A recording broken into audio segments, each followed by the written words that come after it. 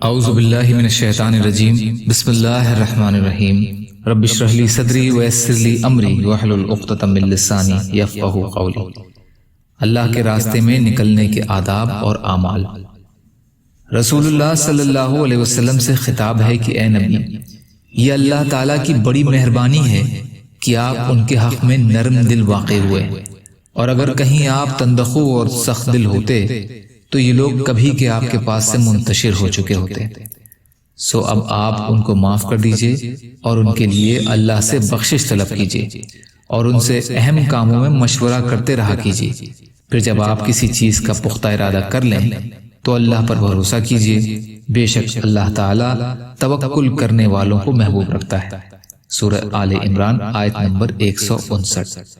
اللہ نے رسول اللہ صلی اللہ علیہ وسلم سے ارشاد فرمایا، درگزر کرنے کو آپ اپنی عادت بنائیے اور نیکی کا حکم کرتے رہیے، اور جو اس نیکی کے حکم کے بعد بھی جہالت کی وجہ سے نہ مانے تو ایسے جاہلوں سے اعراض کیجیے، یعنی ان سے الجھنے کی ضرورت نہیں ہے، اور اگر ان کی جہالت پر اتفاقاً آپ کو شیطان کی طرف سے غصے کا کوئی وسوسہ آنے لگے تو اس حالت میں فوراً اللہ کی پناہ مانگ لیا کیجیے، بلا شبہ وہ خوب سننے والا خوب جاننے والا ہے۔ سورۃ الاعراف آیت نمبر 199 اور 200 کا ترجمہ۔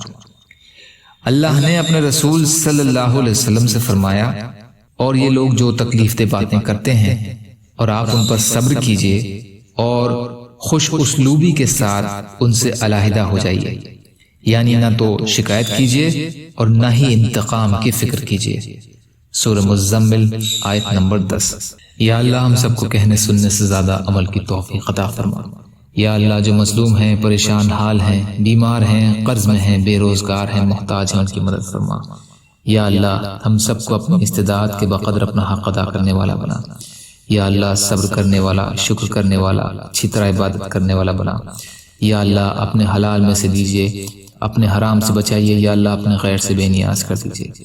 یا اللہ بدگمانی سے بچائیے، اچھے گمان والا بنا دیجیے، برحمتک یا ارحم الراحمین۔ لا الہ الا اللہ محمد رسول اللہ۔ السلام علیکم۔